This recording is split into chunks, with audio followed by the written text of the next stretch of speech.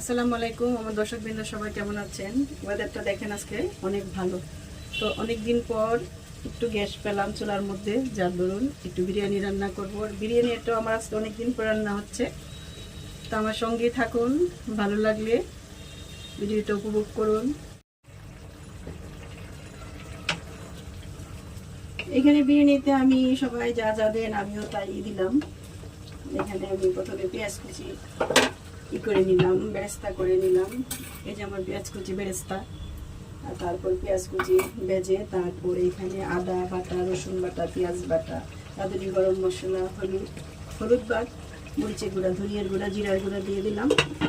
আর দেওয়া হলো, আর এখানে তেজপাতা, এলাচি, দারচিনি, লং, গোলমরিচ সবাই যা দেন তা আমি দিলাম বিরিয়ানিতে। তো এখন একটু আর সসটা দিলাম, দই অ্যাড করে দিলাম। তারপর কষে গেলে ফুলার চালগুলো দিয়ে দিলাম। আমার কুরমাটা দেখেন এখানে কি সুন্দর করে কষে গেল। এখন আমি কুলার চালগুলো দিয়ে দিব। তো আমার ঘরে আমার মেয়ে পছন্দ করে একদম সাদা বিরিয়ানি, আর ছেলে পছন্দ করে রাঁধুনি মশলা দিয়ে বিরিয়ানি মশলা। এখানে আমি রাঁধুনি গরম মশলা দিয়েছি, বিরিয়ানি মশলাটা অ্যাড করেছি। এখন আমি কুলার চালগুলো দিয়ে দিব।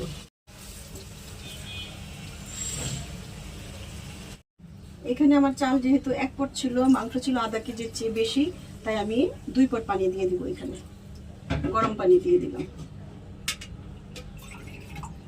আর সামান্য একটু দিব। এটা দেওয়ার পর কালারটা দেখেন শুকিয়ে গেলে আমি একে একে বাকি জিনিসগুলো দিয়ে দিব।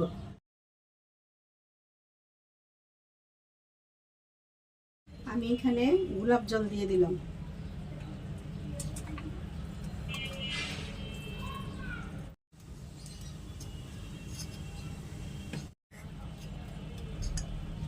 ঘি দিয়ে দিব, দুটো আরো কাঁচামরিচ, কিছু কিশমিশ, আর একটা আলু বোখারা। রাঁধুনি বিরিয়ানির মশলাটা আরেকটু দিয়ে দিব উপর দিয়ে। রাঁধুনি গরম মশলা সামান্য একটু দিব, বেশি দিব না, এটা যেহেতু আমি পূর্বেও দিয়েছি কিছু। আর আজকে আমি বাদাম পেস্ট আর পোস্ত দানাটা বিরিয়ানির মধ্যে দেইনি, আমার মনেই ছিল না। তো এখন আমি একটু নেড়ে চেড়ে উপর দিয়ে বেরেস্তা দিয়ে দিব, আমার বিরিয়ানি কমপ্লিট হয়ে যাবে। রোদ্রের আলু, যার কারণে রোদ্রের ফোকাসটা পড়ছে রান্নাঘরে পুরোটা। আর এই যে আমার বিরিয়ানিটা একদম কমপ্লিট।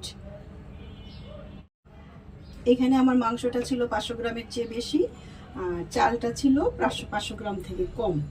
তা আমার এই বিরিয়ানিটা দেখেন কেমন হলো। তো সবাই ভালো লাগলে লাইক কমেন্ট শেয়ার করবেন। আমি বেরেস্তাটাও করে বেশি দিব না, কারণ বেরেস্তা প্লেটে নিয়ে খেতে বেশি পছন্দ করি।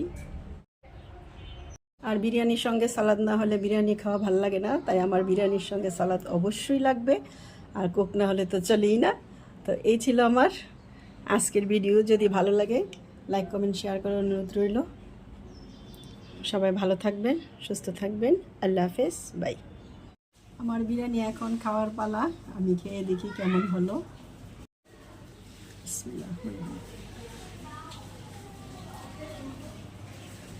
মাশাআল্লাহ, অনেক মজা হয়েছে।